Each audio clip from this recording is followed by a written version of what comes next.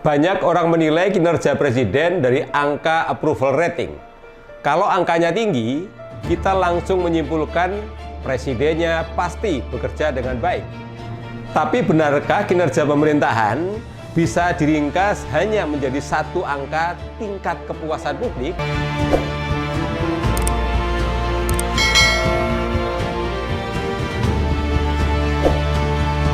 Belakangan ini, publik ramai membicarakan tingkat kepuasan terhadap Presiden Prabowo Subianto di kisaran hampir 80%. Angka ini lebih tinggi dibandingkan dengan periode awal pemerintahan Jokowi dan SBY. Namun, fokus kita bukan soal siapa yang lebih tinggi, tapi apakah approval rating yang tinggi benar-benar mencerminkan kinerja Presiden? Di video ini, saya akan membahas 5 indikator sederhana untuk menilai kinerja Presiden secara lebih objektif. Indikator yang sering tidak tercermin di dalam angka approval rating dan bisa dipakai untuk menilai Presiden siapapun, bukan hanya Presiden hari ini. Apa sebenarnya yang diukur oleh approval rating? Secara umum, survei approval rating mengukur seberapa puas masyarakat terhadap Presiden, apakah Presiden dianggap bekerja untuk rakyat, bagaimana kesan terhadap kondisi nasional, serta penilaian umum terhadap ekonomi dan stabilitas. Artinya, yang diukur terutama adalah persepsi, kesan, dan perasaan publik, bukan evaluasi teknis kebijakan, bukan audit program, dan bukan pula ukuran kinerja birokrasi. Bagaimana angka itu diperoleh? Approval rating diperoleh melalui survei opini publik. Responden dipilih sebagai sampel, lalu diwawancarai dengan pertanyaan-pertanyaan standar. Hasilnya kemudian diringkas menjadi satu angka persentase. Jadi, approval rating pada dasarnya adalah potret opini publik pada satu waktu tertentu. Lalu bagaimana kinerja pemerintahan seharusnya dinilai? Kinerja pemerintahan seharusnya dilihat dari hal-hal yang jauh lebih konkret, seperti capaian program, realisasi anggaran, pelaksanaan kebijakan, kualitas regulasi, perbaikan sistem birokrasi, dan dampak kebijakan di lapangan. Disinilah perbedaannya, approval rating mengukur persepsi, sementara kinerja pemerintahan mengukur proses dan hasil. Mengapa approval rating seringkali tidak sejalan dengan kinerja? Karena approval rating sering dipengaruhi oleh banyak faktor jangka pendek. Mulai dari cara pemerintah berkomunikasi, framing media, hingga peristiwa politik yang sedang ramai dibicarakan.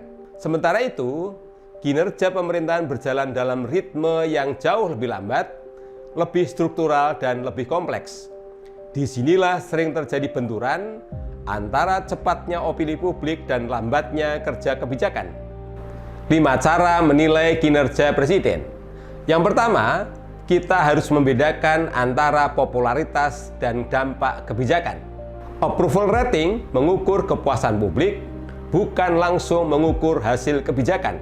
Presiden bisa sangat populer karena program yang populis, gaya komunikasi, citra, atau karena masyarakat masih berharap besar di awal masa jabatan. Tetapi kinerja sejati harus dilihat dari apakah kebijakan benar-benar mengubah kehidupan masyarakat secara nyata.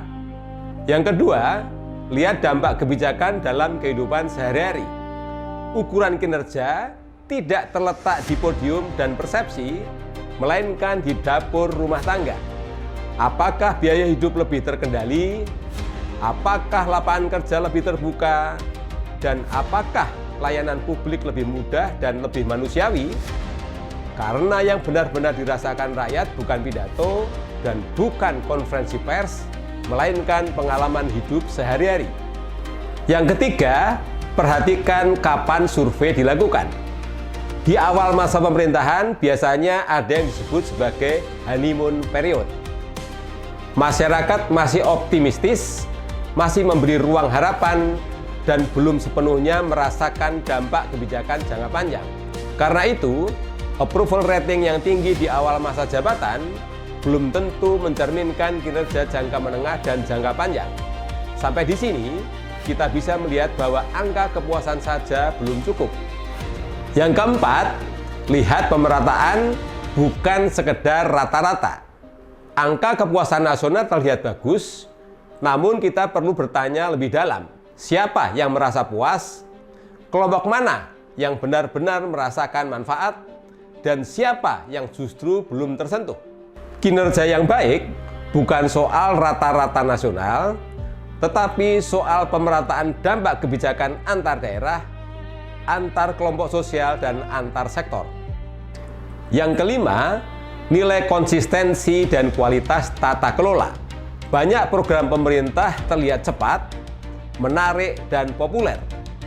Namun kualitas kepemimpinan justru diuji pada hal-hal yang jarang viral, seperti kualitas layanan publik, penyederhanaan birokrasi dan perizinan, koordinasi antar lembaga, serta keberlanjutan kebijakan lintas waktu dan lintas pemerintahan.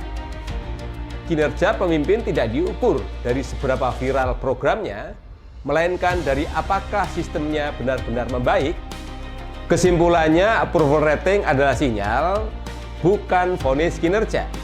Angka bisa membantu kita membaca suasana, namun kinerja hanya bisa dinilai dari dampaknya. Tulis pendapat Anda dalam kolom komentar. Terima kasih, sampai jumpa pada video berikutnya.